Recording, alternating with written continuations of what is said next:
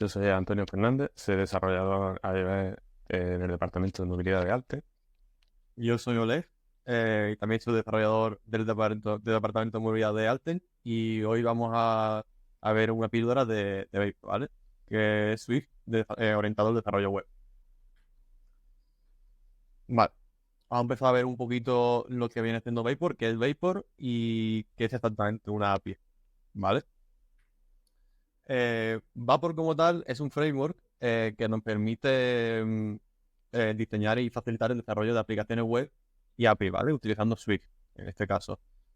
Una API, como ya conocéis todos, al final es un comunicador entre backend y frontend para que podamos comunicar datos entre ellos. ¿Qué características tiene Vapor en este caso? Pues la principal es que Swift en ambos lados, teniendo en cuenta que somos desarrolladores iOS, podemos aprovechar la potencia del lenguaje Swift tanto en frontend como en backend. Y de esta manera, pues tenemos una experiencia mucho más coherente y fluida a la hora de desarrollar cualquier tipo de aplicación desde principio a fin. También se caracteriza por usar un protocolo HTTP, que es un protocolo fundamental para la web y para la comunicación entre cliente y servidor. Como ya conocéis todo, es el protocolo de toda la web, lo que tenemos delante del esquema HTTP, y es lo que nos permite que nos comuniquemos del mismo idioma. Y después también Swift como tal, como framework, es seguro y eficiente, ya que se preocupa de incorporar las últimas prácticas de seguridad para no haya vulnerabilidades a nivel de la web, ¿vale? Y utilizar sobre todo el rendimiento de las APIs. Y también nos permite el tema de la sincronía, lo cual ya sabéis que es muy importante para que no se quede congelado las aplicaciones o en este caso el servidor web y no tener una forma de solicitud coherente, ¿vale? La historia de Vapor es que fue creada por Terence Nelson en 2016 por la necesidad de tener un framework de desarrollo web usando Swift, ya que sobre esta época empezó a ganar muchísima popularidad y al final por su robustez y por su simplicidad a la hora de trabajar en él.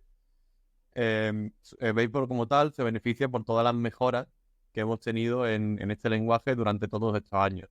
Que como ya sabréis, a partir de Swift 3.2, la verdad que hemos tenido muchísimos cambios y seguimos teniendo. Cada vez soy más potente y más versátil a la hora de trabajar con él. A lo largo de todos estos años, Vapor ha obtenido muchísimas mejoras y actualizaciones a nivel de seguridad funcionales, ya que se trata de un framework de open source, como un data Swift del lenguaje. Que para la instalación le voy a dar paso a mi compañero Antonio para que os muestre un poco cómo hacer una instalación de Vapor y de Swift en este caso. Bien, pues lo primero que necesitamos es tener Xcode instalado, que es el IDE que vamos a usar en el desarrollo de Vapor con Swift.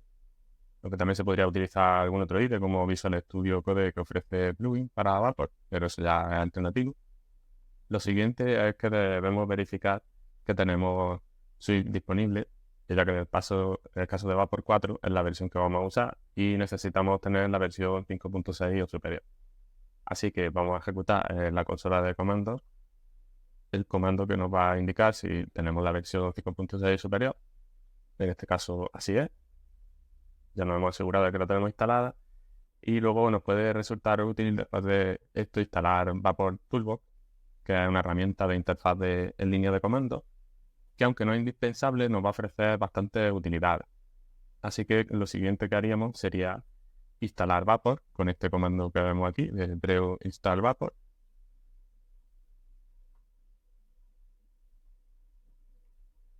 En este caso yo ya lo tengo instalado, así que pues lo que me avisará es de que ya está instalado y podría reinstalarlo. Una vez que hemos comprobado que tenemos la versión de suya adecuada e instalado Vapor, pues ya podríamos crear un proyecto y que esto es tan sencillo como irnos a la ruta donde queremos crearlo y ejecutar el comando indicando el nombre del proyecto que queremos crear con Vapor New, el nombre del proyecto y guiones. Y esto lo que hará será crearnos la plantilla con un proyecto nuevo que más adelante pues ya lo veremos, que la característica principal es que es un paquete Swift. Y visto esta parte de instalación y preparación, continuará Ole explicándonos las ventajas que tenemos al usar Vapor. Vale, para este punto, a nivel de ventaja, teniendo en cuenta que es para desarrolladores iOS, ¿vale? Siempre hemos tenido en cuenta de que aquí todo sabemos desarrollar en Swift y las ventajas son enfocadas a ese punto de vista, ¿vale? ¿Qué ventajas tenemos? Pues una de ellas es la unicidad del lenguaje. Como he dicho antes, Vapor se trata de un TypeScript completamente. Por tanto, como desarrolladores iOS podemos aprovechar la potencia del lenguaje en su máximo nivel, porque ya conocemos el lenguaje y tenemos una experiencia de desarrollo mucho más coherente y reduce mucho la curva de aprendizaje al no tener que hacer un cambio de lenguaje. También, como tal, el ecosistema Swift, que aquí hacemos referencia a la cantidad de librerías y documentación que tenemos en el caso de Swift, ya que los desarrolladores iOS ya están muy familiarizados con el lenguaje, ya que es un lenguaje que tiene mucho recorrido en el tiempo. También con todo esto aumenta la productividad, ya que la sintaxis de Swift es muy limpia y es muy expresiva a la hora de desarrollar o leer código incluso de Swift. Nos permite, teniendo en cuenta los proyectos open source que ya hay en Vapor, tener una mejor curva de aprendizaje.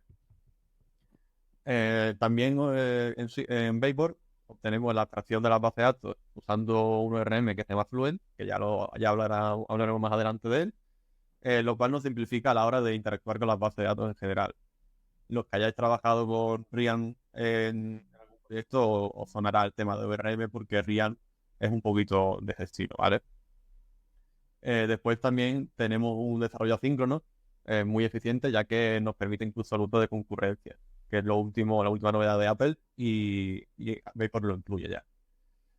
El tema de la comunidad, como ya he comentado antes, el ecosistema de Swift es bastante grande y la comunidad que tenemos ahora mismo en Swift es muy grande y tenemos muchísimos recursos y muchísima información para cualquier tipo de problema o de cosas que necesitemos desarrollar.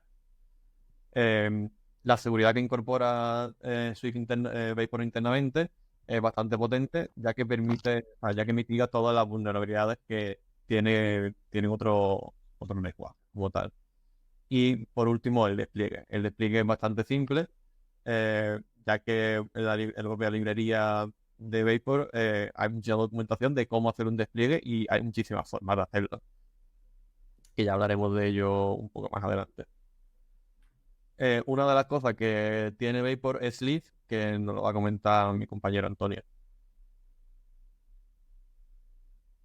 Sí, bueno, para crear experiencias web atractivas con Vapor no podemos pasar de alto la importancia que nos aportan las plantillas web.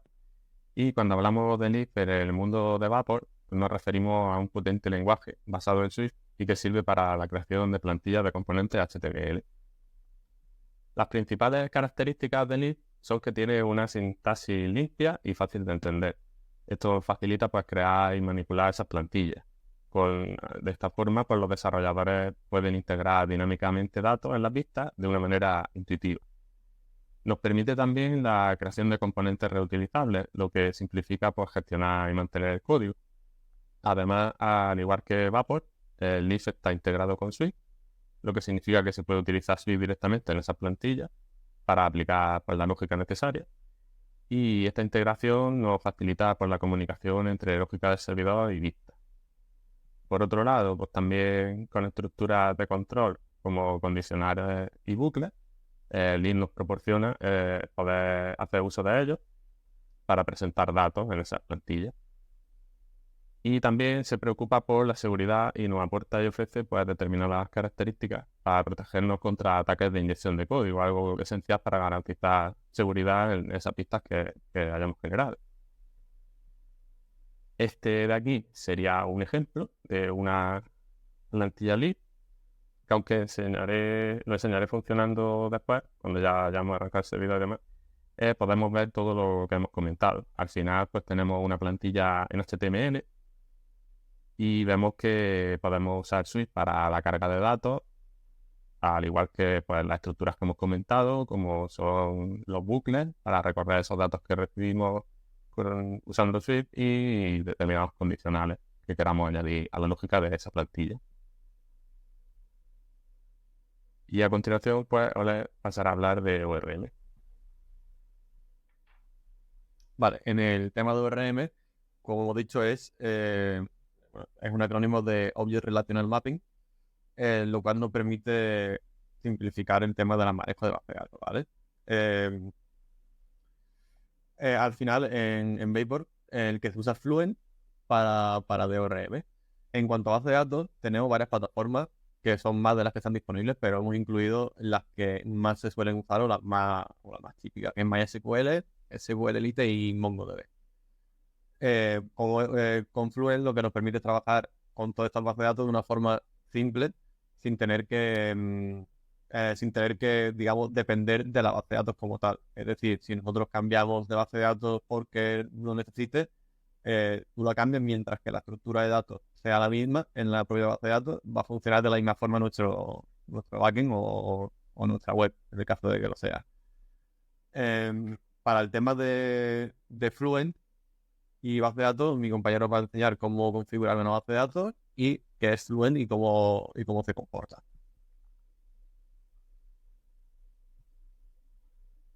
Bien, pues para la base de datos y poder usar Fluent necesitamos tener una base de datos para almacenar esos datos. Y para poder usar la base de datos desde un servidor desplegado en local, para poder desarrollar con Vapor, pues podemos usar Docker para tener un contenedor y en él ejecutar esa base de datos. Con Docker vamos a tener la facilidad de la portabilidad y de una gestión sencilla. Así que lo que vamos a hacer es ejecutar un comando del terminal.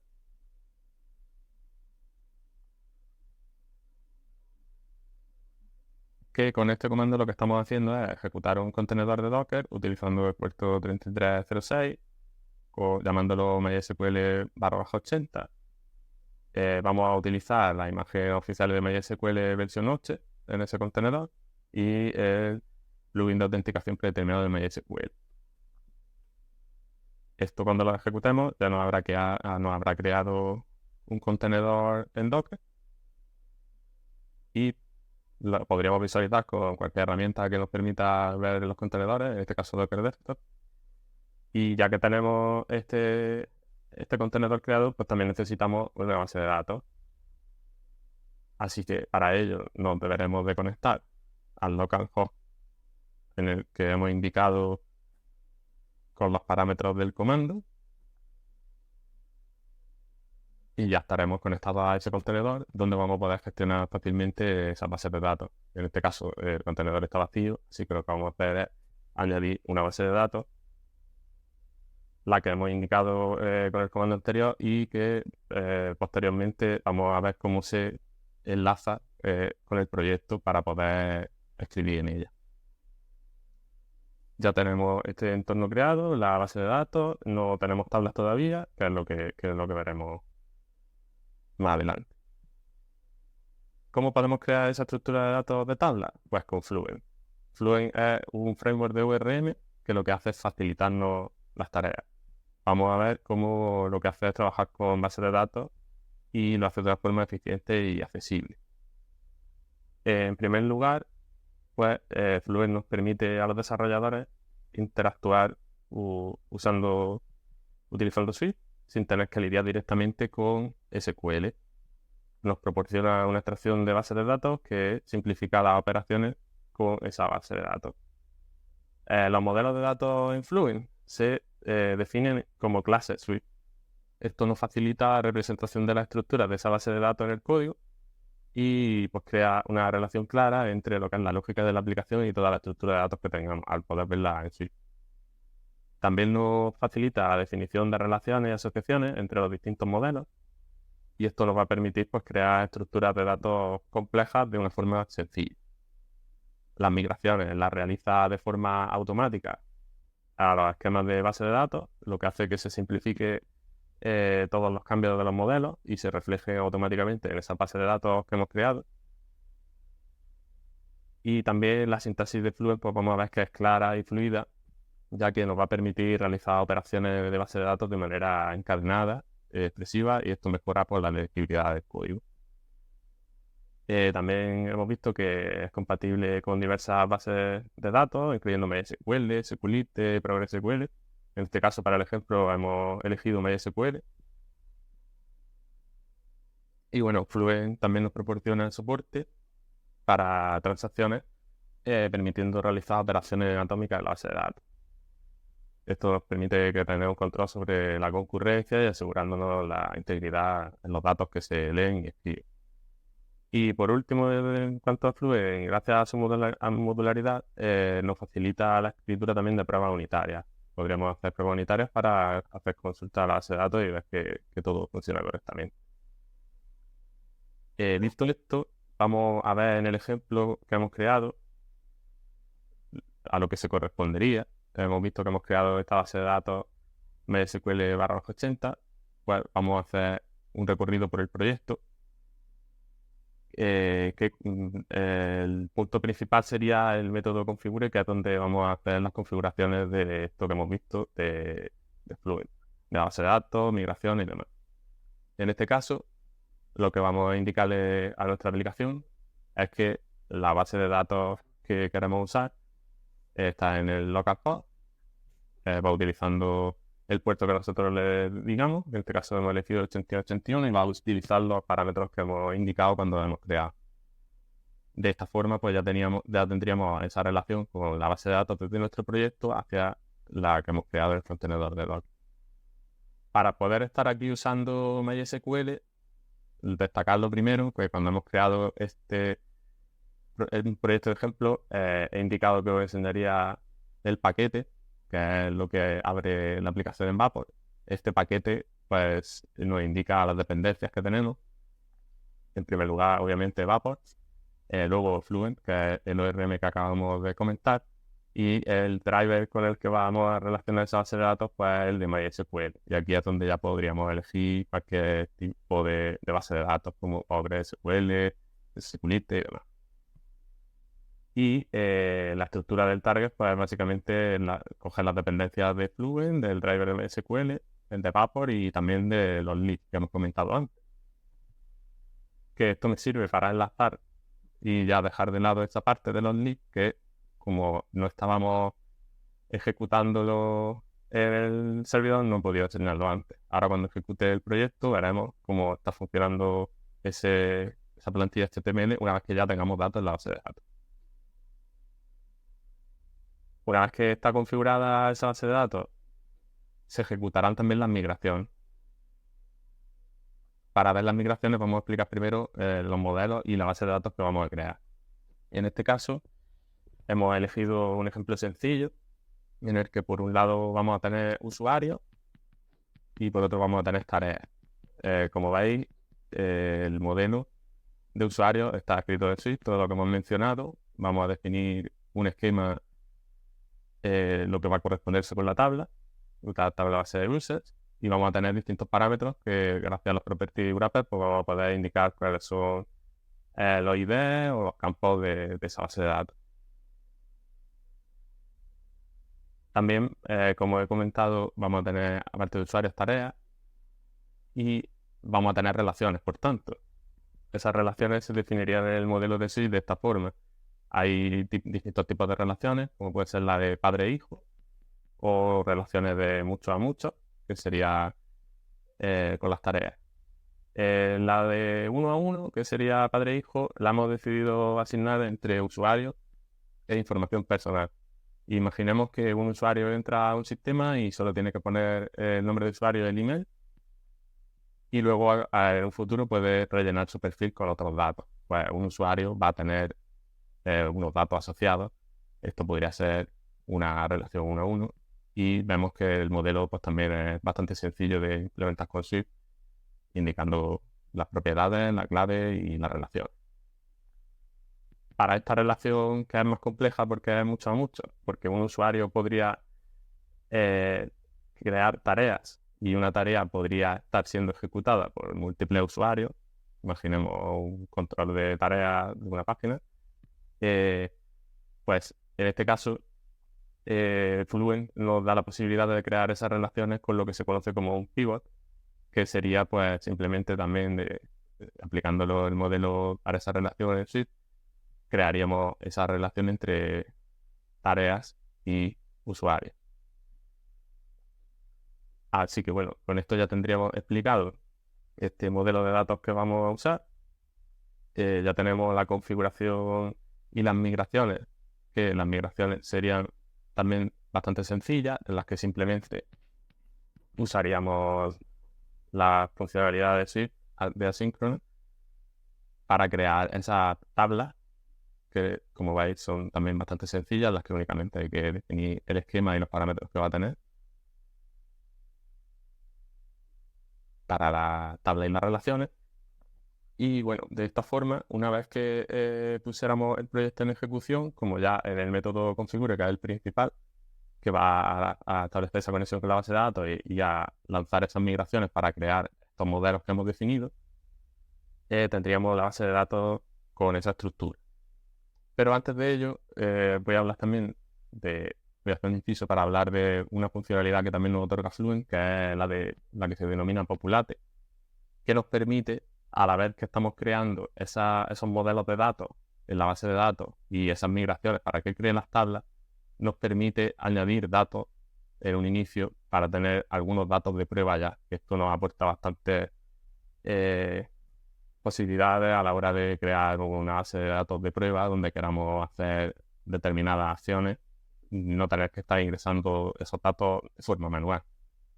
Así que como ya tengo el contenedor corriendo con la base de datos creada, cuando ejecute el proyecto, se iniciarán esas migraciones, como vemos en la consola.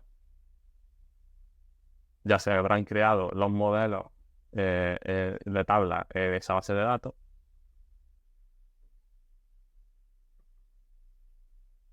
Si refrescamos, los podremos ver aquí creados, todos los modelos que hemos visto en Shift están reflejados en nuestra base de datos.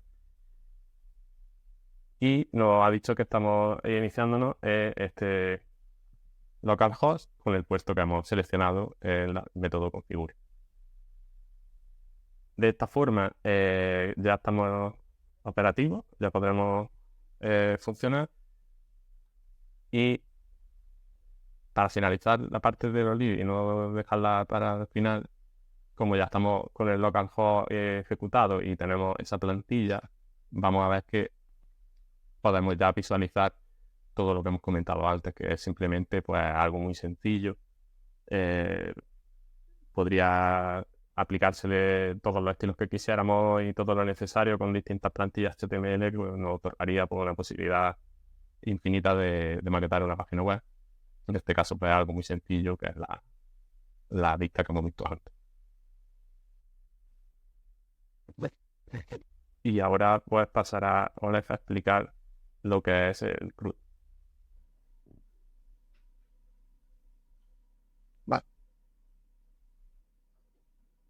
El CRUD como tal, al final es un acrónimo de crear, leer, actualizar y eliminar.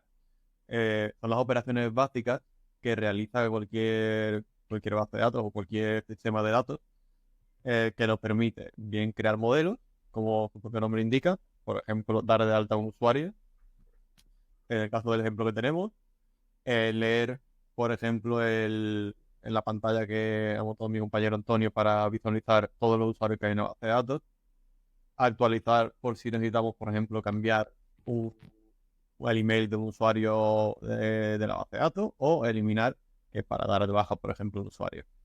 Estas operaciones son fundamentales para el desarrollo de aplicaciones, tanto de backend como de aplicaciones nuestras de ellos normales, ya que nos permite una interacción completa con la base de datos y con los datos que tenemos en ella. Después de esto, vamos a ver el tema de los middleware y las rutas, que al final van un poco relacionados una de la otra, ya que el tema de las rutas son las rutas que tenemos en una aplicación, las URLs, etcétera, o las rutas de, por ejemplo, si es una web, si vas a una categoría específica, al final también son rutas, ¿vale? Routing, como tal, es enrutamiento y en Vapor se refiere a la asignación de una URL a controladores que manejan multitudes. Esto teniendo en cuenta de que nos enfoquemos en el tema del routing para el desarrollo de backend. De esta forma nos proporciona una ventaja que es organizar nuestra estructura y nuestro flujo de la aplicación por diferentes rutas. Si, por ejemplo, es el caso del user controller, que ya lo veremos más adelante qué es, le estamos diciendo de que nuestra app para la ruta de users, ¿vale? Que es la que vemos abajo, que es API /example CRUD /users, va a ser la ruta básica de nuestro controlador de usuarios. Y nuestro propio controlador de usuarios tendrá la implementación de todo el CRUD para poder dar de alta, eliminar, actualizar o visualizar los usuarios que tenemos en nuestra aplicación. Otro de los puntos que tenemos dentro de la ruta, que también se ven involucrados, es el tema de los middleware, que esto nos va a comentar mi compañero Antonio y yo voy a enseñar un ejemplo. En el desarrollo web, pues los middleware juegan un papel crucial en esa gestión de solicitudes HTTP, en esa ruta entre cliente y servidor. Y Vapor utiliza estos middleware para ejecutar lógica antes o después de que esas solicitudes alcancen la ruta de la aplicación. Se pueden tener varios middleware enlazados a una ruta o un grupo de rutas para realizar pues, diversas tareas en ese procesamiento, en ese flujo que se realiza en la solicitud de HTTP. Como podemos ver en esta imagen, pues podríamos tener varios middleware encadenados. De entre los distintos middleware que se podrían definir, pues tenemos el de procesamiento previo a la ruta, que es el middleware que puede ejecutar acciones antes de que una solicitud llegue a esas rutas que hemos definido en la aplicación. Un ejemplo de ello sería pues verificar la autenticación de un usuario antes de permitir acceso a determinadas rutas protegidas. En este caso, por ejemplo, tenemos un ejemplo de un middleware que haría este tipo de comprobación, ya que lo que haría sería, cuando recibamos una ruta que ha sido solicitada y, por ejemplo, los datos son de inserción en base de datos o algo que no sea una consulta y queramos restringirlo a determinados usuarios, lo que haríamos sería verificar que cuando se ha realizado esa llamada, esa petición, en la petición, en las cabeceras, pues tuviéramos, por ejemplo, un token secreto que lo que haría sería comprobar en esa petición, en ese request, si tenemos ese token, y si no lo tenemos, pues le diríamos que no está autorizado, arrojaríamos el error. Y por lo contrario, si lo enviara correctamente ese token, pues podríamos seguir con el proceso y finalizar esa petición a la ruta que ha realizado el usuario. Luego también tendríamos la de manipulación durante el procesamiento de la ruta, que en este caso el middleware puede intervenir durante el procesamiento de esa ruta y realizar acciones específicas. Un claro ejemplo sería el de registrar información de solicitud o manipular datos antes de que lleguen al controlador. Luego también tendríamos el de procesamiento posterior a la ruta, que sería después de que la solicitud ha sido manejada por la ruta, el middleware se encargaría de realizar otras acciones adicionales, que por ejemplo podría ser redirigir a una página de error o registrar detalles de ese error. Y por último, también tendríamos el de la gestión de errores, que sería donde se permite manejar los errores que han ocurrido a lo largo de esa petición de consulta. Otro ejemplo que tenemos en el proyecto sería el de procesamiento posterior a la ruta, que como indicábamos, agregar encabezados adicionales a la respuesta, y lo que tendríamos, un ejemplo sería, una vez que se haya hecho la petición a esa ruta, el usuario ha hecho la petición a una llamada, que sería, ahora lo veremos, y le añadiríamos a esa respuesta que queremos devolverle otra cabecera en la que le vamos a indicar, por ejemplo, el número de versión en la que se encuentra. Estas ejecuciones se van a ver claramente en este fichero de routers. Antes hemos hablado del fichero de configuración, ahora pasamos al de routers, que es también importante, que es donde se van a definir todas esas rutas hemos comentado antes y los middleware. Los middleware hemos dicho que se podían asociar a llamadas únicas o a grupos. En este caso, tenemos la forma de establecer un middleware a la aplicación entera, a todas las rutas que lleguen, se les va a añadir este middleware de añadir versión que hemos visto, que lo que va a hacer es añadir en todas las cabeceras el número de versión que tenemos actualmente. Por el contrario, aquí lo que vamos a añadirlo es a determinados grupos. Aquí hemos establecido las distintas rutas que mostraba antes la diapositiva OLED, que sería pues la concatenación de API /example_barra_user. Estos métodos lo que hacen en concreto es consultar datos a la base de datos, que ahora veremos el Visual Controller cómo lo va a definir. Pero bueno, lo importante aquí es saber que este método, esta ruta, lo que va a hacer es listar datos. Pues no nos interesa, no nos da igual que un usuario consulte esos datos, pero por el contrario, no nos da igual que un usuario pueda añadir datos o borrarlos o actualizarlos y hacer uso de resto de funciones del club. Así que aquí en este grupo hemos querido añadir el middleware de ejemplo, que va a detectar si estamos enviando una cabecera, que podría ser un token o cualquier otro parámetro que identifique que el usuario tiene permisos para hacer esas manipulaciones de datos en la base de datos.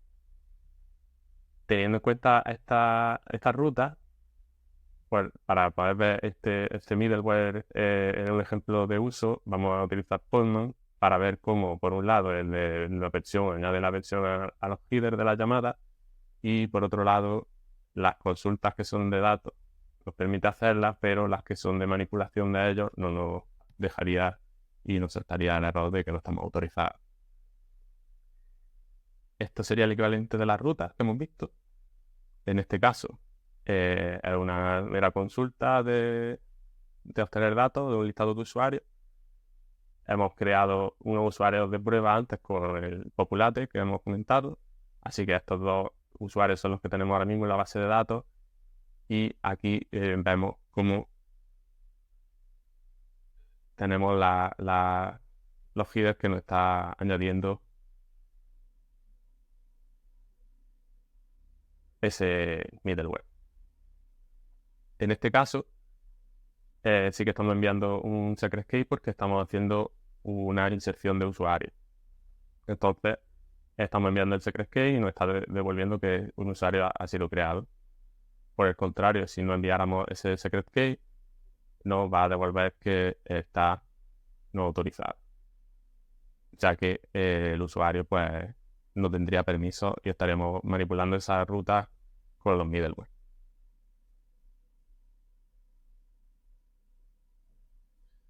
El tema de la respuesta del header es en el response, en donde tienes que mirarlo, Antonio. Estás mirando el del request abajo. Header, te aparece un 5. No, perdón, es que antes lo he explicado y estaba buscándolo y no lo he encontrado. Aquí sería, estamos manipulando con ese middleware. Estas son las características que estamos enviando, ¿cierto? Obviamente lo que hace es que cuando llega a esta ruta, el middleware actúa sobre la llamada que hemos realizado, que es la de consulta, y en la respuesta es donde vamos a obtener con ese middleware, nos inserta esa key de aspersion y el número de versión. Esto, bueno, pues son ejemplos que se podrían extrapolar a casos reales donde queramos comprobar que un usuario está realizando peticiones en una app actualizada, o por el contrario, pues tienes que comprobar que se actualice y demás. Y visto los middleware y el ejemplo de uso, pues vamos a pasar a la última parte, que son los controllers.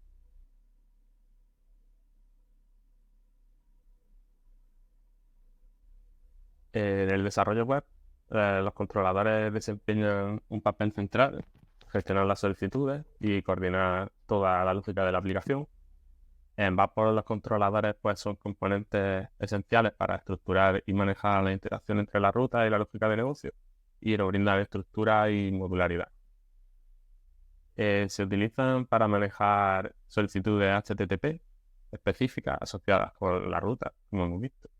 un controlador puede estar encargado de manejar solicitudes relacionadas con la creación o visualización de usuarios, eliminación y demás. Los controladores nos ayudan a separar esas responsabilidades, nos ayudan a mantener la lógica de la aplicación fuera de la ruta y facilitando que tengamos una ordenación del código. Por un lado, podemos tener un controlador que se encargue de almacenar todas las rutas relacionadas con los datos que se van a manipular sobre el usuario, y por otro lado, pues tener otro controlador que se encargue de las tareas para tenerlo así todo de forma separada y que no esté en uno mismo, poder facilitarnos la programación. Las acciones del controlador son métodos que realizan tareas específicas en respuesta a una solicitud, y pues puede ser las acciones del CRUD. Tendríamos como ejemplo pues el método get que hemos visto, que lo que hace es traernos todo un listado de los usuarios que tenemos. Por otra parte, los controladores interactúan con modelos de datos y Fluent para realizar esas operaciones en la base de datos. Ahora veremos en el ejemplo que, por ejemplo, en el modelo user, pues para mostrar, lo que hacemos es consultar a la base de datos. Aquí tenemos un controlador, en este caso el controlador del user, y lo que estamos haciendo pues, es aplicar con Fluent, llamar a la base de datos y traernos todo el listado de usuarios. En este otro caso, pues lo que estamos haciendo es añadir un usuario que se decodificaría el content que hayamos enviado a través del body y lo guardaríamos pues, en la base de datos. Como veis, con una sintaxis más o menos sencilla, no tenemos que bajar al nivel de SQL como hemos comentado antes y de forma más sencilla.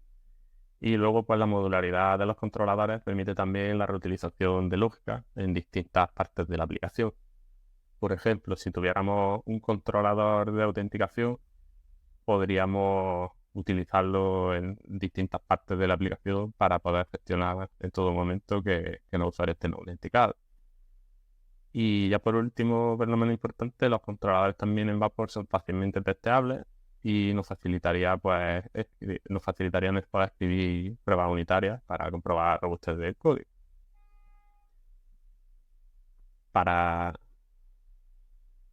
finalizar un poco, como ya hemos ido viendo las distintas partes de la aplicación en Vapor, desde el configure y el rutas, que son los controladores importantes, hemos visto también los modelos, las migraciones y demás, pues vemos aquí ya la jerarquía en el proyecto. Se divide en todo lo que hemos ido comentando. Los controladores los separamos por un lado para hacer las acciones que se realizan sobre los usuarios, y tenemos pues todas las del CRUD y las posibles acciones que queramos realizar sobre esos usuarios. Añadir relaciones, buscaríamos el parámetro del usuario al que le estamos añadiendo esa relación con una tarea. Decodificaríamos la tarea que hemos enviado en el body, como sería, por ejemplo, este caso de aquí. Y enlazaríamos esa tarea con ese usuario creando usando el pivot, que hemos visto que es una relación de mucho a mucho. Si quisiéramos eliminar ese usuario, pues lo mismo, buscaríamos el user ID que le estamos pasando en esta ruta con el delete, y pues ya aquí manipularíamos con todo este controlador toda la lógica que recae sobre los modelos y la base de datos. Ya por último, como también hemos hablado a lo largo de la píldora de los tests, pues he creado también un test aquí bastante simple que pues lo que va a hacer es comprobar que está funcionando correctamente la inserción de un usuario usando la ruta que hemos visto para añadir usuarios. Comprobará que la base de datos esté funcionando y añadirá basándonos en el modelo que hemos creado de usuario utilizando Fluent, almacenará también en la base de datos este usuario que hemos creado aquí y comprobará si es el usuario que teníamos. Así que si lanzamos test,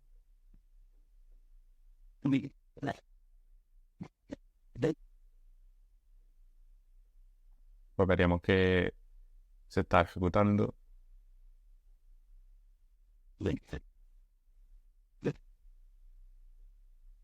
Ha sido satisfactorio y ahora pues en el listado de usuarios de la base de datos pues tendremos este usuario creado que es el que hemos utilizado para el ejemplo del test.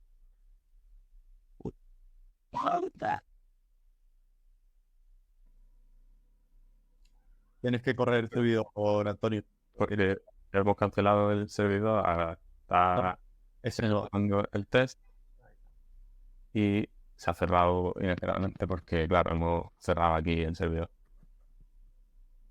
Ahora ya lo tenemos en marcha y podemos ver cómo el body de respuesta es el ejemplo que hemos creado utilizando la ruta de creación de usuario.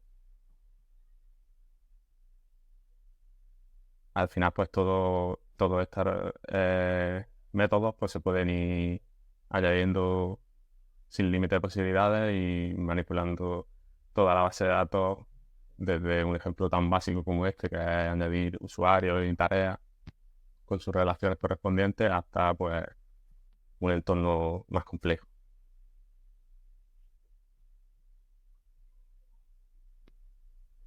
Y bueno, llegamos ya al fin de la presentación y aquí es donde dejamos los enlaces pues, más interesantes.